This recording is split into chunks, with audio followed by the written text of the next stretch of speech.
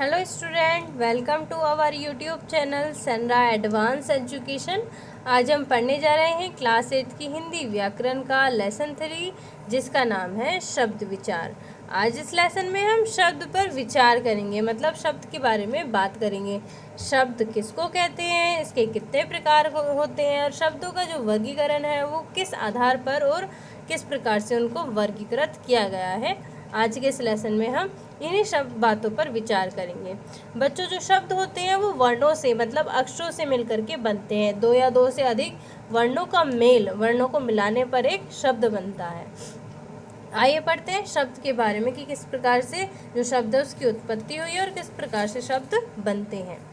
शब्दों की उत्पत्ति वर्णों से होती है। जो शब्द होते हैं उनकी जो उत्पत्ति है, उत्पत्ति मतलब जन्म, उनकी जो उत्पत्ति है वो अक्षरों से, वर्णों से होती है। दो या दो से अधिक वर्णों को मिलाने से शब्द बन जाता है। जब हम दो या दो से अधिक अक्षरों को मिलाते हैं, वर्णों को मिलाते हैं, तो एक शब्द बन जाता है। कभी कभी तो वर्णों को मिलाने से ऐसा संयोग होता है कि उसका कुछ ना कुछ अर्थ होता है, परंतु कभी कभी इनका कोई स्पष्ट अर्थ नहीं होता है। कभी कभी क्या होता है, जब हम वर्णों को मिलाते हैं तो ऐसा संयोग होता है इत्तेफाक से कि कोई ना कोई उसका अर्थ निकल जाता है। लेकिन कभी कभी ऐसा भी होता है कि वर्णों को मिलाने से कोई अर्थ नहीं होता है। तो वर्णों के मेल को ही शब्द कहा जाता है। जब हम वर्णों को मिला करके मिलाते हैं तो उसको ही हम शब्द बन कहते हैं।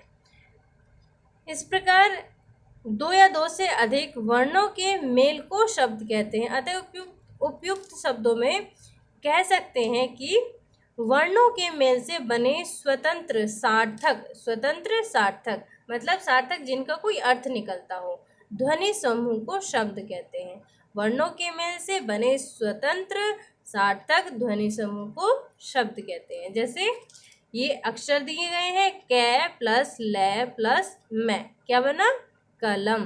तो ये अक्षरों से एक अक्षरों के समूह से मिलकर के एक शब्द बना है, क्योंकि इसका एक अर्थ निकल रहा है।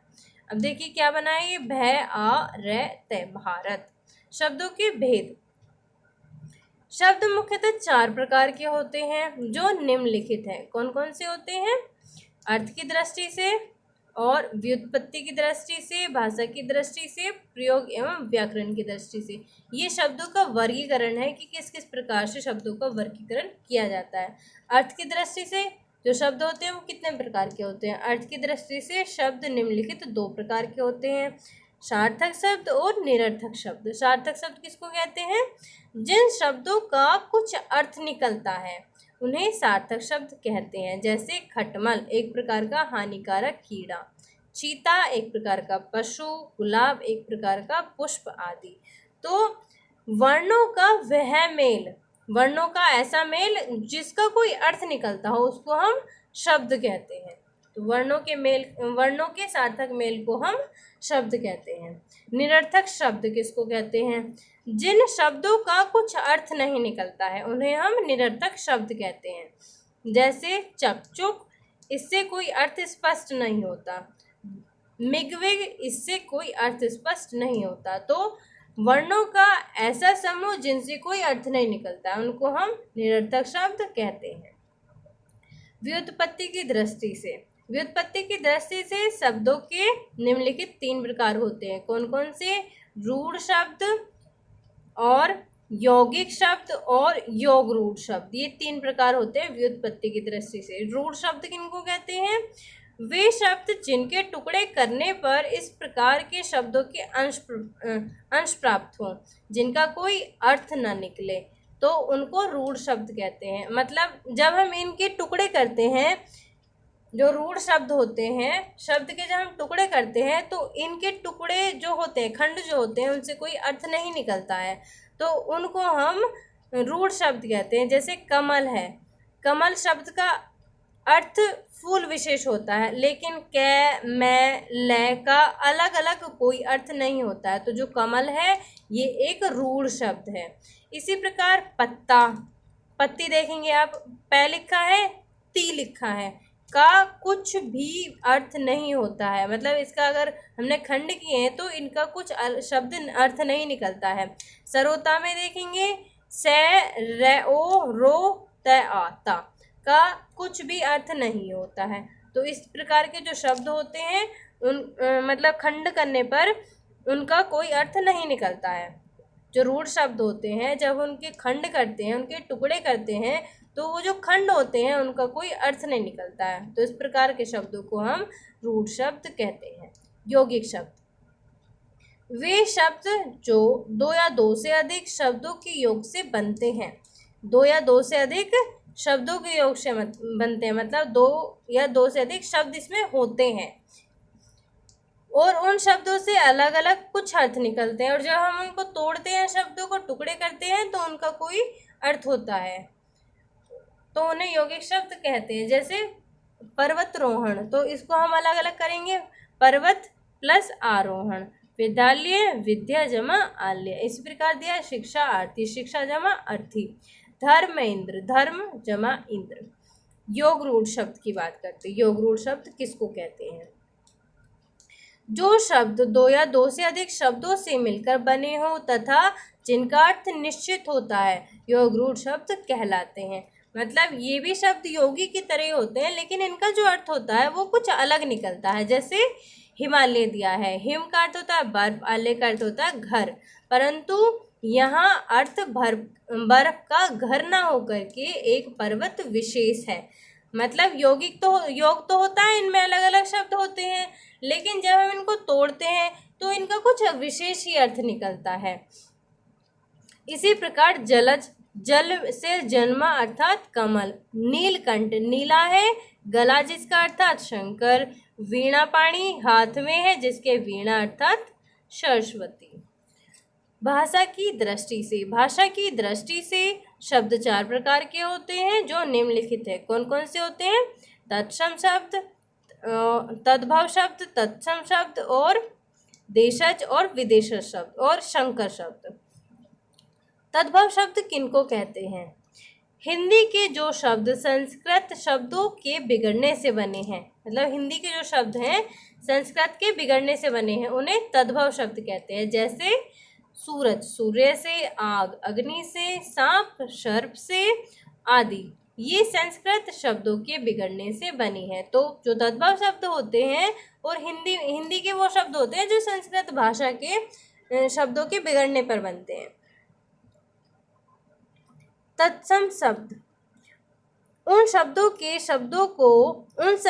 के शब्दों को जो अपने मूल रूप में ही हिंदी में प्रयोग होते हैं, अतः ऐसे शब्दों को तत्सम शब्द कहते हैं। जैसे ग्रह, वायु, विद्या, मयूर, कर्ण आदि शब्द, ये संस्कृत के शब्द होते हैं जो हिंदी में ऐसे ही प्रयोग किए जाते हैं जैसे संस्कृत में प्रयोग किए जाते हैं। तो ऐसे शब्दों को हम तत्सम शब्द कहते हैं।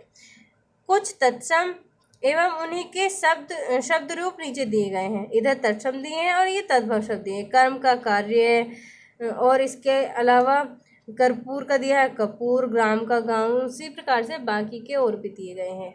देशज शब्द, जो शब्द न तो संस्कृत भाषा से और न किसी अन्य भाषा से लिए गए हैं, मतलब ना तो ये संस्कृत के होते हैं और ना ही किसी दूसरी भाषा के होते हैं, परंतु हिंदी में आवश्यकता के अनुसार बना लिए गए हैं। इन शब्दों को हिंदी में आवश्यकता के अनुसार जैसी ज़रूरत होगी उनकी, वैसे ही इनका निर्माण कर लिया गया। तो इस प्रकार के शब्दों को देशज शब्द कहा जाता है। जैसे पेटी, पगड़ी, गाड़ी, थैला, खिड़की, खाट, फूंकनी, जूता, चारपाई आदि। विदेशज शब्द, वे शब्द जो हिंदी में अन्य देशों की भाषाओं से आ गए हैं। ये जो शब्द हैं ये अन्य देशों की भाषाओं से आए हैं, इसलिए इन शब्दों को विदेशज शब्द बोलते हैं। जैसे अंग्रेजी के शब्द क्या हैं जो हिंदी में बोले जाते हैं? फीस, टिकट और nurse, cinema, school, mill, machine, station, ball, motor, taxi, stop, policy आदि। अरबी और फारसी के शब्द बर्फ, कसूर, उसी प्रकार से बाकी लैंग्वेज के शब्द भी दिए गए हैं। संकर शब्द किसको कहते हैं? संकर शब्द दो भिन्न भाषाओं के शब्दों से मिलकर जो नया शब्द बनता है, मतलब दो अलग अलग भाषाओं के शब्दों से मिलकर के जो एक नया शब्द बनता है उसको हम संकर शब्द कहते हैं। जैसे रेलगाड़ी, रेलगाड़ी में रेल अंग्रेजी का शब्द दिया है और गाड़ी हिंदी का दिया है। उसी प्रकार वर्षगांठ, वर्ष जो है वो संस्कृत का है और गांठ हिंदी का शब्द है। घड़ी साज में घड़ी हिंदी का है, साज अरबी भाषा का है। नुकसानदायक में नुकसान फारसी का है और दायक हिंदी का शब्द है। तो इस प्रकार के शब्दों को संकर शब्द कहा जाता है। प्रयोग एवं व्याकरण की दृष्टि से, प्रयोग की दृष्टि से प्रयोग के आधार पर शब्दों को दो भागों में बांटा गया है, सामान्य शब्द और तकनीकी शब्द। सामान्य शब्द किनको कहते हैं? सामान्य व्यक्ति सामान्यतः अपने दैनिक जीवन काल में बोलचाल के लिए जिन आम शब्दों को प्रयोग करते हैं, मतलब सामान्य भाषा में जो बोले जाते हैं, दैनिक जीवन में जो हम शब्द बोलते हैं उन्हें हम सामान्य शब्द कहते हैं, जैसे कपड़ा, किताब, दूध, कमरा आदि। तकनीकी शब्द, जिन शब्दों का संबंध विभिन्न व्यवसायों, विषयों और विज्ञान आदि से संबंधित होता है। किनसे? विभिन्न व्यवसायों, बिजनेस, विषयों और विज्ञान आदि से संबंधित होता है, तो ऐसे शब्दों को तकनीकी शब्द कहते हैं। व्याकरण के आधार पर शब्दों को निम्नलिखित भागों में बांटा गया है, जैसे इंटरनेट, मिसाइल, रसायन, सचिव आदि। व्याकरण की दृष्टि से शब्दों की कितने प्रकार होते हैं? दो प्रकार होते हैं, विकारी शब्द और अविकारी शब्द। विकारी शब्द किनको कहते हैं? जिन शब्दों के रूप वाक्यों में लिंग, वचन और कारक आदि के कारण बदल जाते हैं। मतलब ये जो वाक्य होते हैं, ये जो शब्द होते हैं, इनका जो रूप होता है वो लिंग, वचन और कारक आदि के कारण बदल जाता है, इसलिए इन शब्दों को विकारी शब्द कहते हैं, जैसे बालक, बालिका, बालिकाएं व बालकों आदि। तो जो ये शब्द है ये अपना लिंग, वचन, कारक आदि के कारण रूप बदल लेते हैं। इसी प्रकार इस प्रकार के शब्दों को विकारी शब्द कहा जाता है। विकारी शब्द के प्रकार, विकारी शब्द के 4 प्रकार होते हैं जो निम्नलिखित हैं। संज्ञा, जिन विकारी शब्दों से किसी व्यक्ति, प्राणी, वस्तु अथवा स्थान आदि के नाम का बोध होता है उन्हें संज्ञा कहते हैं, जैसे पूनम, लीना, मोहन, गंगा, मेरठ, कुत्ता आदि आदि। सनाम, जो विकारी शब्द किसी वाक्य में संज्ञा के स्थान पर प्रयोग किए जाते हैं, मतलब संज्ञा के स्थान पर जो संज्ञा है उसके स्थान पर प्रयोग किए जाते हैं ये शब्द, तो इस प्रकार के शब्दों को सनाम कहा जाता है, जैसे मैं, तुम, वह, आप, उस आदि। विशेषण, जिन विकारी शब्दों से संज्ञा तथा सर्वनाम की विशेषता प्रकट होती है, मतलब ये विशेषता बताते हैं संज्ञा तथा सर्वनाम की, तो उन्हें विशेषण शब्द कहते हैं, जैसे काला, कुत्ता, तो इसमें जो विशेषण होगा वो काला होगा क्योंकि ये एक संज्ञा की कुत्ते की विशेषता बता रहा है। सफेद, गुलाब, अंधेरी रात आदि। क्रिया, जिन विकारी शब्दों से किसी कार्य के करने या होने का बोध होता है, कार्य के करने या होने का बोध होता है, उन्हें क्रिया कहते हैं। जैसे दीपांशु रो रहा है, तो इसमें रो रहा है क्या है? वो क्रिया है। अमन खेल रहा है भी एक क्रिया है। प्रिया पुस्तक पढ़ रही है, मतलब यहाँ पर किसी काम के करने का या फिर होने का बोध हो रहा है, इसलिए ये जो शब्द हैं जो रेड दिखाए गए हैं ये क्रिया शब्द हैं। अविकारी या फिर अवयव शब्द, जिन शब्दों के रूप वाक्य में कभी परिवर्तित नहीं होते हैं उन्हें अविकारी या फिर अवयव कहते हैं। इन पर काल का, वचन का, लिंग का, कारक का कोई प्रभाव नहीं पड़ता, ये अपना रूप नहीं बदलते हैं, इसलिए इन शब्दों को अविकारी शब्द या फिर अवयव कहा जाता है, जैसे धीरे धीरे, इधर उधर तथा कम अधिक आदि। अविकारी या अवयव शब्दों के प्रकार, अविकारी या अवयव शब्द 4 प्रकार के होते हैं जो निम्नांकित हैं। क्रिया विशेषण, संबंध बोधक, समुच्चय बोधक, विस्मय बोधक। बात करते हैं क्रिया विशेषण की। जिन अविकारी शब्दों से क्रिया की विशेषता प्रकट होती है, किसकी विशेषता? क्रिया की विशेषता प्रकट होती है, उन्हें क्रिया विशेषण शब्द कहते हैं। जैसे आकाश धीरे धीरे घूमता है, सागर वहाँ जाता है, स्वाति जोर से रो रही है। तो ये क्या है? जो रेड दिखाए गए हैं ये क्रिया विशेषण शब्द है, क्योंकि ये क्रिया की विशेषता को प्रकट कर रहे हैं, बता रहे हैं। संबंध बोधक, जो शब्द जो अविकारी शब्द किसी संज्ञा के बाद आकर संज्ञा का संबंध वाक्य के दूसरे शब्दों से बताता है। क्या करते हैं ये? संज्ञा के बाद आकर के जो संज्ञा का संबंध है वो वाक्य के दूसरे शब्दों से बताते हैं, उन्हें संबंध बोधक शब्द कहते हैं। जैसे धन के बिना किसी का काम नहीं चलता, तो यहाँ पर जो बिना है इसने शब्द को दूसरे शब्दों से जोड़ दिया है। दीपांशु गांव तक गया है, हिमांशु रात भर जागता रहा आदि। समुच्चय बोधक, वह अविकारी शब्द जो एक वाक्य या पद का संबंध दूसरे वाक्य या पद से बताता है उसे समुच्चय बोधक कहते हैं। जैसे आंधी आई और पानी बरसा आदि। क्या होता है इनमें?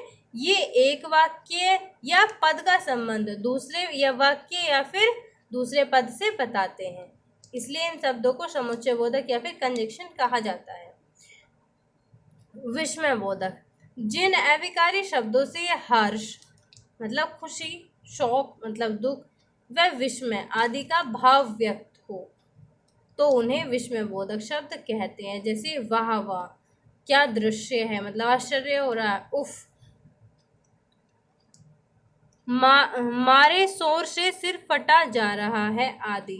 तो इन शब्दों से क्या प्रकट हो रहा है? खुशी, दुख आदि प्रकट हो रहा है, अचरज आश्चर्य प्रकट हो रहा है। तो इस प्रकार के जो शब्द हैं उनको हम विस्मय बोधक शब्द कहते हैं।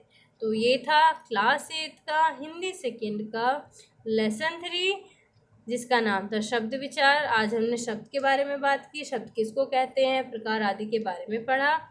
वीडियो अच्छी लगी हो तो वीडियो को लाइक करना और चैनल को सब्सक्राइब करना ना भूलें। Thank you.